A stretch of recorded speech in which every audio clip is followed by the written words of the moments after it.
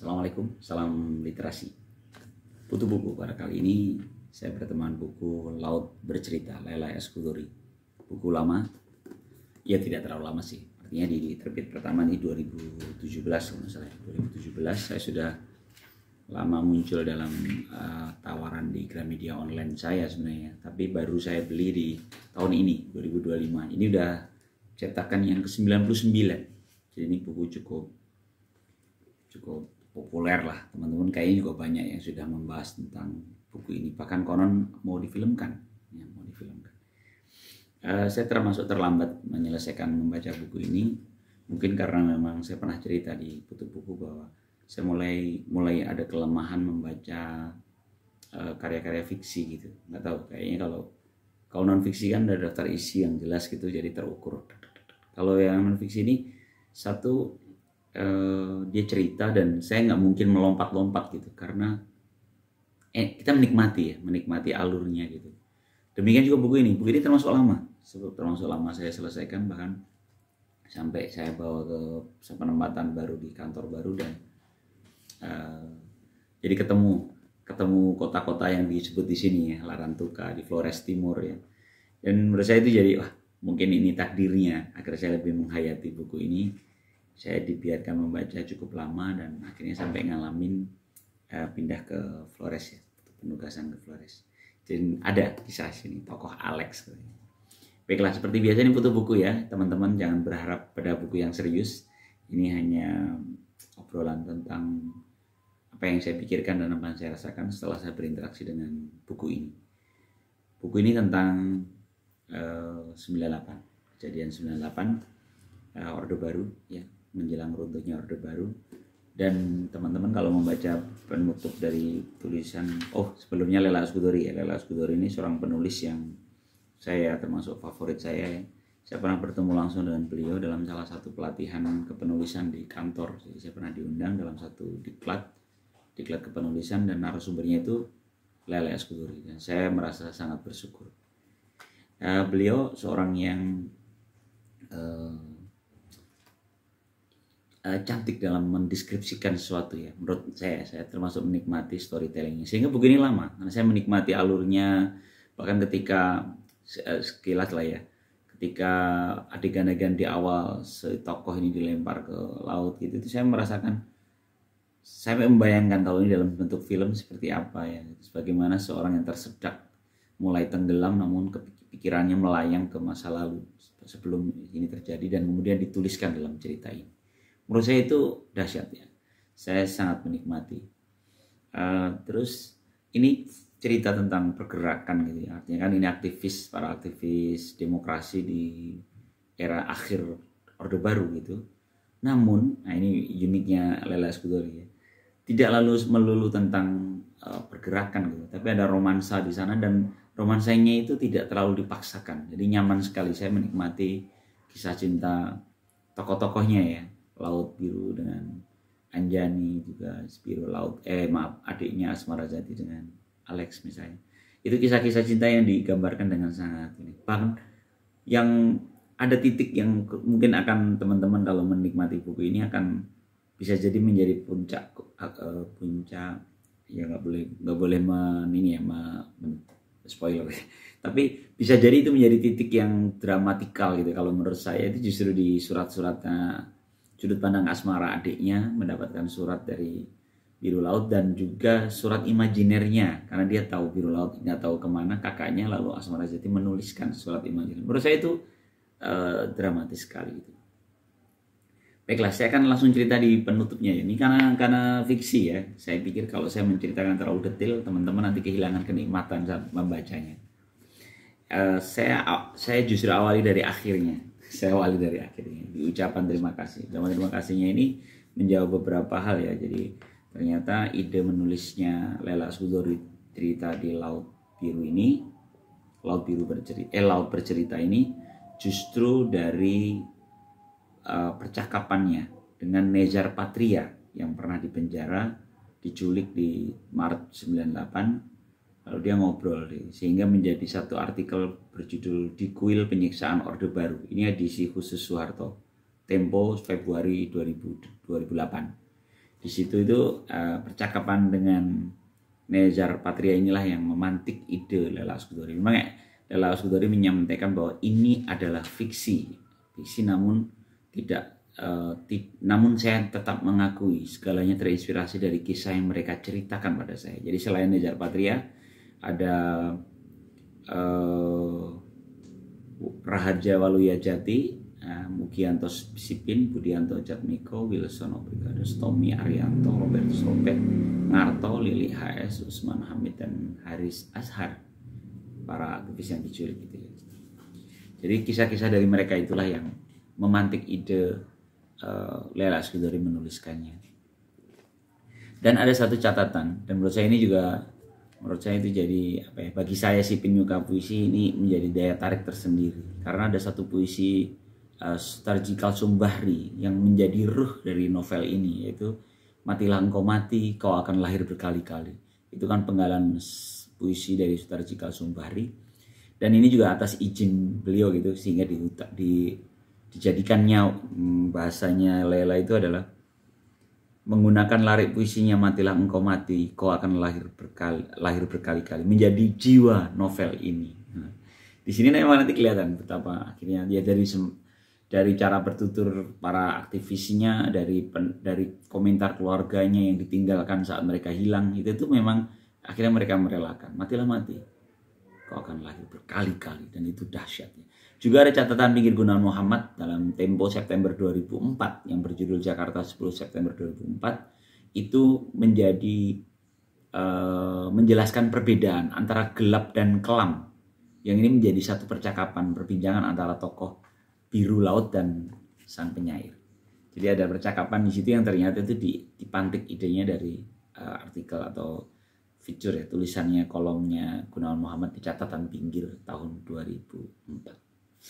Ini menurut saya jadi ini bagi saya termasuk ya, mungkin teman-teman penyuka puisi ini kan tulisan-tulisan pendek dan pekat, namun sebenarnya dia adalah justru dari beberapa bait puisi yang pendek itu bisa menceritakan banyak hal, bisa menjadi jiwa atas sebuah kisah yang panjang. Dan ini mungkin kelebihan Lela Askudori, saya termasuk yang masih harus belajar menulis cerpen atau novel lah gitu. Saya sampai sekarang masih belum mahir ya, walaupun ada beberapa cerpen yang udah saya bukukan, tapi saya merasa belum mampu menuliskan dengan lebih panjang di luar bait-bait puisi gitu ya. Tapi ternyata puisi itu bisa menjadi ruh atas sebuah karya. Baiklah, sekarang tentang isi ceritanya. Memang kisahnya tentu teman-teman sudah paham ya, bagaimana suasana kebatinan di saat itu, di 98, di Orde Baru yang demikian lama memimpin, dan bahkan ini tokoh-tokohnya ini justru orang-orang penggemar pembahasan buku. Sebenarnya orang-orang literasi, mengemari buku, dan dia memandang ada beberapa karya sastra, terlebih karya-karya Pramudia Anantatur dan beberapa tokoh kiri yang tiba-tiba dicoret, nggak boleh dibahas, nggak boleh diperbincangkan, apalagi dijual bebas. Yang sekarang kita sudah menikmati ya di mana-mana. Nah ini mereka ini sebenarnya mengangkat tema-tema itu. Beberapa sastra dibahas, dia sampai nyari markas kecil di Jogja sana untuk membahas buku-buku itu. Dan ternyata itu menjadi pemantik gitu ya. Sebenarnya penguasa juga tidak serta-merta melarang itu karena hanya pembahasannya aja, tapi menurut penguasa di saat itu, pembahasan buku-buku sastra atau buku-buku kiri yang membangkitkan semangat untuk melawan, untuk mempertanyakan keadilan di saat itu, yang dianggap membahayakan. Sehingga terus mereka diburu, ditangkap, dan perjalanan mereka disiksa digambarkan dengan sangat seru gitu ya. Teknik menyiksanya itu detail sekali, teknik menyiksanya, bagaimana teknik menginterogasinya gitu, dan bahkan saat kasus si tokoh biru inilah akhirnya dieksekusi, itu dengan cara yang indah. Dan luar biasanya Lela Askudori dalam hal ini adalah bagaimana dia mengambil sudut pandang yang tidak biasa. Sudut pandangnya justru seorang tokoh yang akhirnya hilang, tidak ditemukan, bahkan di akhir cerita itu hanya ditulis tahun lahirnya biru laut. Gue kebalik-balik sih, laut biru apa biru laut betul ya, biru laut 1971 titik. Jadi belum dianggap mati tapi hilang. Justru dari sudut pandang si tokoh ini yang hilang, dan seorang yang disebut penyair gitu, yang kalau sudut pandangnya dari Biru Laut ya, dan Asmara Jati adiknya. Jadi dari dua sudut pandang, buku ini dibagi dua. Nah yang dari Biru Laut inilah yang digambarkan justru kisah ini seperti pergerakan ingatan. Kalau saya membayangkannya begitu ya. Seorang yang menjelang kematiannya itu kan terus ingatannya berputar ke belakang. Jadi proses itulah yang terus dicatatkan oleh penulis menjadi sebuah kisah. Jadi letupan-letupan ingatan menjelang kematiannya. Dan menurut saya ini dasar sih. Saya termasuk mungkin agak lebih ya. Saya tapi menikmatinya bahwa jangan-jangan demikianlah suasana kita di akhir hidup kita gitu. Kita akan mengulang kembali pengalaman kejadian seberapa apa saja kesan aja bukan kesan yang ada yang kita tangkap di kepala kita saat menjelang kematian itu terulang. Dan itu dahsyat ya, bagaimana itu memberi arti. Seorang Biru Laut ini seorang yang keluarga kuliner dan dia suka masak gitu. Dan dari sisi kulineristik ini juga menarik, cara pandang bagaimana menu masakan, kelezatannya, kehangatan rumahnya, lalu bagaimana percakapan tentang keadilan di keluarga Biru Laut inilah yang membangun semangat juangnya. Dan dia bertemu dengan beberapa tokoh perjuangan yang lain yang juga beberapa hilang. Itu dari latar belakang para aktivis yang menjaga lilin perjuangannya, semangatnya. Kan ini perlahan-lahan kan luntur ya. Kalau saya termasuk yang sudah mulai merasakan semakin menua itu ada api yang tiba-tiba saya menjadi lebih pengecut gitu. Semakin tua itu kita semakin pengecut, digerus oleh pragmatisme gitu. Nah, si tokoh-tokoh ini yang masih sangat muda, bahkan masih kuliah dan beberapa belum pada selesai kuliah karena sibuk beraktivis gitu ya. Tapi api juangnya itu masih menyala. Dan saya pikir ini ditulis dan diterbitkan saat ini menjadi sesuatu yang memantik kembali. Ada hal-hal yang perlu tetap kita nyalakan. Saya termasuk yang senang banget kalau ngobrol anak muda dan masih ada yang menyala-nyala gitu. Walaupun ada beberapa apa yang mereka lakukan tuh kadang-kadang bagi orang yang sudah pernah ngalamin tuh kayak kamu belum ngalamin aja tuh gitu. Karena orang tua kan lebih cenderung banyak tahu diri, anak muda lebih percaya diri. Namun kolaborasi dua generasi ini menurut saya penting sehingga para generasi tua yang sudah mulai digerus keberaniannya, yang lebih banyak kepengecutannya karena pragmatismenya, karena ketakutan yang semakin lama semakin menumpuk ya. Ini mestinya bisa tetap dikolaborasi dengan keberanian, kenekatan anak muda. Saya suka betul bagaimana para anak muda, para Biru Laut dan teman-temannya yang dia sampai ke suatu desa untuk menggalang aksi buruh dan petani gitu. Dan akhirnya ternyata udah ketahuan intel gitu dan akhirnya dia harus lari ke dalam di hutan-hutan gitu. Dan itu menurut saya wow, bayangkan anak-anak muda masih memiliki militansi sedemikian, gairah untuk mempertanyakan keadilan, untuk menegakkan kebenaran yang masih menyala-nyala, dan itu dahsyat. Saya pikir tepat lah ya saya obrolin sampai dengan ini kan masih bulan Agustus dan kebetulan kalau ini saya di tanggal 29 Agustus 2025 dan ada beberapa peristiwa demonstran yang berdarah-darah gitu. Saya pikir ini menjadi obrolan tentang buku ini menjadi relevan gitu, bahwa ternyata cerita ini tentang kegelisahan demokrasi dan kekerasan ya, pembungkaman dengan kekerasan yang menurut saya ini harus dihindari, harus ditinggalkan gitu. Jadi mengatakan, mengkritik, mengatakan hal-hal apapun itu kata-kata tidak membunuh gitu. Jadi jangan hentikan kata-kata, ide dan pikiran dengan taruhan nyawa gitu. Menurut saya gitu ya. Semangatnya kan begitu. Harusnya ada ruang-ruang terbuka untuk menyampaikan dan sampaikan saja, bertarung, berbeda pendapat, beradu argumentasi, sekeras apapun itu, yang penting pastikan tidak ada ancaman kematian atas perbedaan pendapat itu. Sehingga ketika sudah menyentuh ke titik nyawa, itu kan yang ada di kepala ada dua pilihan kan. Satu, nekat terus maju, atau pengecut, mundur gitu. Dan sebenarnya itu nggak perlu ada dua pilihan itu menurut saya. Biarkan saja kalau menurut saya kalau misalnya demokrasi ini benar-benar didudukkan dengan pas gitu. Kita punya ruang terbuka, kita punya ruang-ruang kelas dalam belajar di sekolah-sekolah atau universitas kita nyaman untuk mengatakan perbedaan gitu.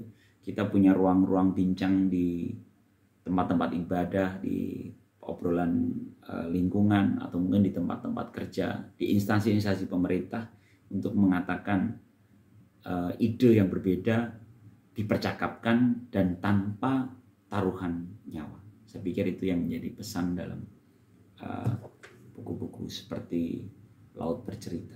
Jangan sampai terulang satu generasi yang dibungkam dengan paksa atas perbedaan pandangan.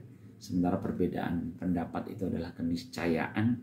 Ini hanya perkara siapa yang memegang kekuasaan kan, siapa yang mengambil keputusan. Kalau dia si penguasa itu menetapkan satu putusan, lalu ada yang menolak, lalu mengkritisi, biarkan saja.